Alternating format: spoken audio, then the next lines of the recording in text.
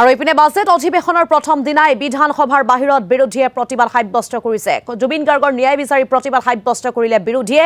প্ৰতিবাদী ৰেলীৰে বিধানসভাৰ চৌহদত প্ৰৱেশ কৰিছে বিৰোধীয়ে। আমি আপোনালোকক দেখাব বিচাৰিছো আজিৰ অধিৱেশনৰ প্ৰথম দিনটোত এয়া বিধানসভাৰ বাহিৰত বিৰোধীয়ে প্ৰতিবাদ সাব্যস্ত কৰিছে। এনেদৰে হাতত বেনাৰ পোষ্টাৰ লৈ প্ৰতিবাদ সাব্যস্ত কৰা দেখিবলৈ পোৱা গৈছে।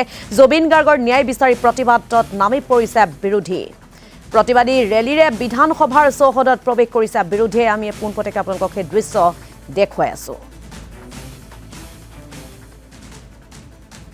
আমিতো প্ৰথমৰ পৰাই ডিমাণ্ড কৰি আছিলোঁ যে এইটো কেন্দ্ৰীয় সংস্থাৰ যোগেদি তদন্ত কৰিব লাগে। অসম SITৰ যি তদন্ত তাত আমি সন্তুষ্ট হোৱা নাছিলোঁ। এইকাৰণে ভাৰতবৰ্ষৰ এক্সটাৰ্নেল এফেয়াৰ্ছ মিনিষ্ট্ৰীয়ে তালৈ নিমন্ত্ৰণ জনাইছিল এটা অনুষ্ঠানৰ কাৰণে। আমাৰ অসমৰ যিজন কেন্দ্ৰীয় ৰাজ্যিক মন্ত্ৰী তেখেতে নিজেই সেই বিভাগৰ মন্ত্ৰী হোৱাৰ পিছত তেখেতকো এবাৰ জেৰা নকৰিল। আমি যিটো কৈছিলোঁ মাৰ্ঘেৰিটা ডাঙৰীয়াক, কাৰণ মাৰ্ঘেৰিটা ডাঙৰীয়া এসময়ৰ তেওঁৰ সতীৰ্থ, তেখেতৰ মেনেজাৰ।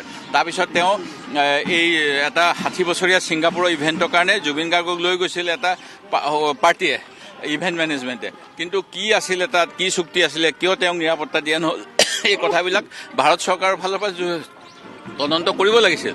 ভাৰত চৰকাৰো এটা পাৰ্টি হ'ব লাগিছিল। ছিংগাপুৰ আদালতত কেছ চলি আছে। আমাৰ অসমৰ চৰকাৰৰ পক্ষৰ পৰা জুবিন গাৰ্গৰ এই বিষয়টো লৈ তাত পক্ষ ৰখা হৈছে নে নাই। আৰু জুবিন গাৰ্গৰ পৰিয়ালেই কৈ আছে যে এতিয়া বহুত দিন লাগিব জাষ্টিছৰ কাৰণে। জাষ্টিছ যদি বিলম্ব হয় সেয়া জাষ্টিছ দিয়া নহয়, অন্যায় হয়। আমি সেই গতিকে জুবিন গাৰ্গৰ মৃত্যুৰ তদন্ত ফাষ্ট ট্ৰেক বা স্পেচিয়েল কোৰ্টত বিচাৰিছোঁ। দ্বিতীয়তে আমি আৰু এটা বিচাৰিছোঁ যে ভাৰতৰ যি সৰ্বোচ্চ অসামৰিক সন্মান মৰণোত্তৰভাৱে জুবিন গাৰ্গক প্ৰদান কৰক।